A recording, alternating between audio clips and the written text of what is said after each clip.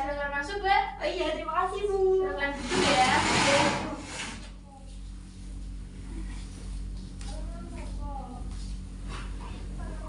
Sudah nyaman Mbak duduknya? Sudah Bu, sudah nyaman banget ini. Oh iya, kabarnya hari ini gimana? Sehat? Alhamdulillah sehat sekali. Keluarga di rumah juga sehat? Alhamdulillah sehat juga Bu. Alhamdulillah. Tadi sebelum kesini ada jam pelajarannya siapa Mbak? Itu Bu pelajaran Bu Putri tentang bahasa Inggris ya Bu. Saya kan nggak suka banget sih Bu. Bukan sama gurunya, tapi sama pelajarannya itu loh Bu. Jadi Mbak, kalian ini nggak suka ya sama bahasa Inggris? Banget sih Bu. Lebih suka ke matematika kan. Kayak kita berpikir secara langsung gitu loh Bu. Kenapa matematika itu seru gitu? Iya kayak dia. asik banget Bu, kayak bisa kita memiliki tantangan gitu loh.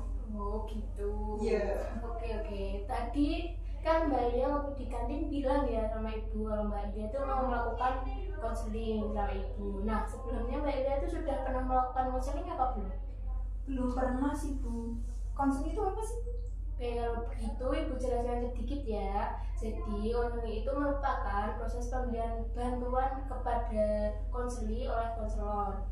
Tapi di sini Ibu sebagai fasilitator hanya sebagai perantara untuk memberikan bantuan kepada Mbak Elia. Jadi keputusan itu ada di tangan Mbak Elia, gitu ya. Jadi di dalam konseling ini juga ada beberapa asas Mbak. Salah satunya ada asas kerahasiaan. Jadi Mbak Elia itu tidak perlu takut dan khawatir selama bercerita kepada Ibu, karena Ibu tuh tidak akan membocorkannya kepada siapapun kecuali dari Mbak Elianya sendiri itu memberikan izin gitu loh kepada Ibu. Oh gitu ya Bu. Sudah paham? Sudah sih Bu, tapi dari gimana ya Bu? Saya mau ceritanya bingung sih Bu. Iya, sebentar ya Mbak. Tapi maaf banget ya Mbak, Ibu ini hanya mempunyai waktu 30 menit. Soalnya nanti Ibu mau ada rapat sama Bapak Kepala Sekolah. Nanti kalau waktunya dirasa kurang cukup, kita bisa melanjutkannya di waktu mendatang. Bagaimana? Oh iya nggak apa-apa Bu. Saya rasa 30 menit juga sudah cukup banget. Oke, kalau begitu Mbak Elia sekarang coba ceritakan masalah apa sih yang Mbak Elia alami. Jadi sebenarnya sih gini Bu, Ibu tahu sendiri bahwasanya kan saya juga sudah kelas 12 sekarang. Tapi saya itu bingung Bu dalam memilih jurusan gitu. Oh, jadi Mbak Elia tuh bingung mau memilih jurusan apa gitu ya? Iya. Oke, gini kalau begitu Ibu ambil rapot Mbak Elia dulu ya. Benar Bu, buat apa sih kok pakai rapot? Kan saya jadi mau Bu, nilai saya kan jelek-jelek. Nggak apa-apa Mbak Elia, tenang aja. Justru nanti dari rapot ini kita bisa tahu itu jurusan apa sih yang cocok untuk Mbak Elia dan yang sesuai dengan kemampuan Mbak Elia gitu loh. Boleh ya? Gitu. Yaudah Bu, nggak apa-apa. Oke, kalau itu Ibu ambilkan rapot kamu dulu ya. Iya Bu. Nah ini rapot kamu Mbak, coba dicek dulu ini benar rapot kamu, nama kamu, kelas kamu ya. Oh iya, sudah betul Bu, ini rapot saya. Oke, kalau gitu kita buka dulu. Coba kita lihat nilai kamu kelas 12 semester awal ini ya. Boleh Bu. Nah, coba lihat Mbak, dari semua mata pelajaran ini nilai mana nih Mbak yang paling tinggi? Kalau dari semua nilai ini sih itu Bu, dalam pelajaran matematika sama sejarah Indonesia. Oke, nah dari dua pelajaran ini Mbak Elia mana sih yang paling Mbak Elia sukai? Kayak tadi sih Bu, saya ucapkan di awal, tadi saya senang banget sama matematika gitu. Oh iya. Kenapa Mbak kok Mbak Elia tuh suka sama matematika? Kalau menurut saya itu kayak ilmu matematika bisa kita gunakan sehari-hari gitu, bukan? Ilmunya itu kayak nyata gitu loh Bu. Terus kalau Mbak Elia sudah mempunyai pemikiran seperti itu ya, lantas kenapa kok Mbak Elia tuh bingung mau memilih jurusan apa? Jadi sebenarnya gini Bu, kan saya itu menjurunya atau suka banget kan ke matematika. Itu Bu, saya itu lebih disuruh ke jurusan kesehatan aja gitu. Jadi kamu nggak mau dan nggak suka di bidang kesehatan ini ya? Enggak sih Bu, apalagi kan kalau kesehatan apa ya Bu, kayak pembayaran UKT kan juga tinggi banget gitu. Iya sih, berarti kamu itu nggak suka dan nggak mau disuruh ke kesehatan ini. Kamu itu pengennya ke pendidikan matematika gitu? Iya. Tapi sebelumnya Mbak Elia apakah sudah pernah membicarakan hal ini kepada orang tua Mbak Elia? Belum pernah sih Bu, kan sebenarnya itu saya juga bingung kalau saya itu mau membuktikan apa kepada orang tua saya kalau saya itu bisa dulu matematika gitu. Tapi saya kan juga bisa ya Bu yang membuktikan dari nilai rapot ini. Apakah boleh Bu ini saya pinjam? Nah betul Mbak, itu pemikiran yang sangat bagus. Jadi Mbak Elia nanti bisa membawa pulang rapot ini, meminjam dulu gitu ya, untuk Mbak Elia jadikan bukti ke orang tua Mbak Elia. Jadi ini loh Pak, Bu, saya tuh sukanya condongnya tuh di bidang matematika. Lihat nilai saya itu tinggi banget di bidang matematika ini. Nanti kalau Bapak dan Ibu nyuruh saya ke jurusan kesehatan, lihat Bu, nilai saya itu IPA, fisika, biologi saya itu jelek gitu ya. Oke, jadi nanti rapotnya ini apakah boleh Bu saya pinjam untuk saya bawa pulang?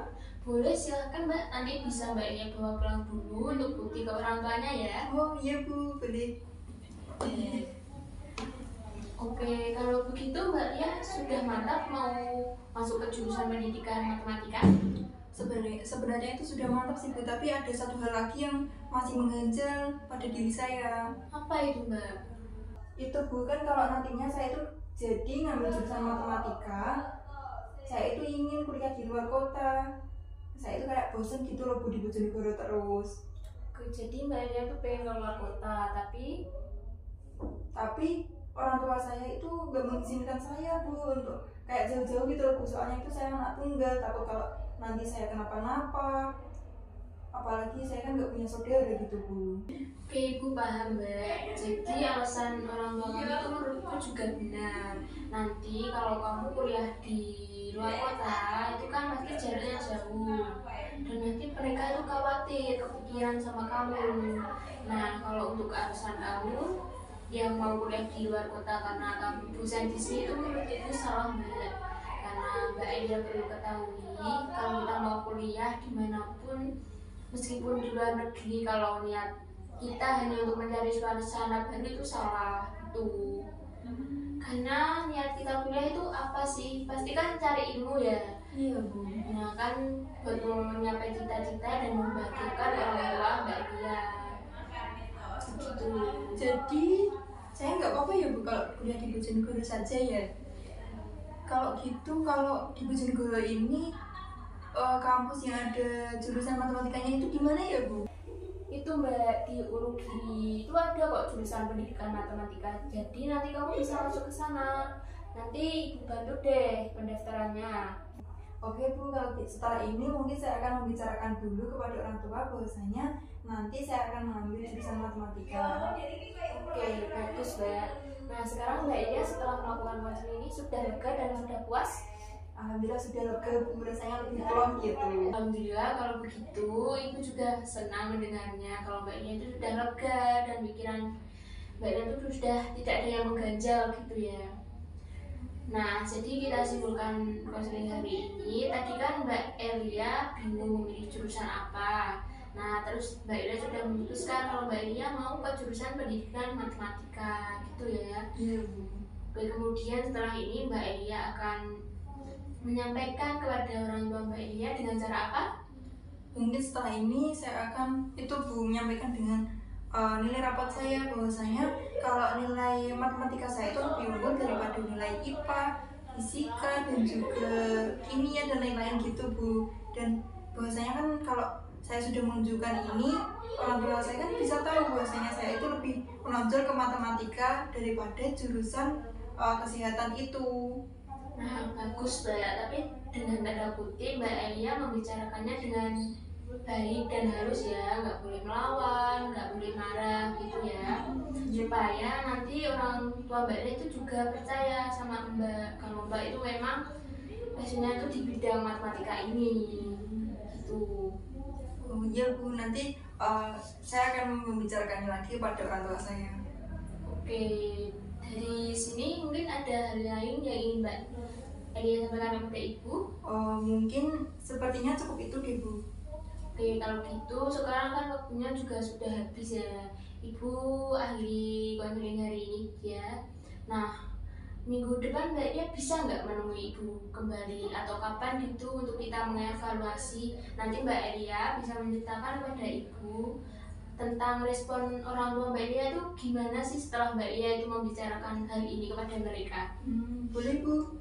Kalau gitu minggu depan kita hari apa ya Bu? Kan sekarang ini hari Senin, berarti minggu depannya lagi hari Senin Mbak Elia bisa kesini menemui Ibu lagi ya? Oh baik Bu kalau gitu. Oke, kalau begitu Ibu akhiri konseling hari ini. Mbak Elia juga sekarang bisa melanjutkan aktivitas lainnya atau kembali ke kelas melanjutkan pelajaran selanjutnya. Ya udah Bu, kalau gitu saya pamit undur diri dulu ya Bu. Iya. Assalamualaikum. Mbak. Ya Bu.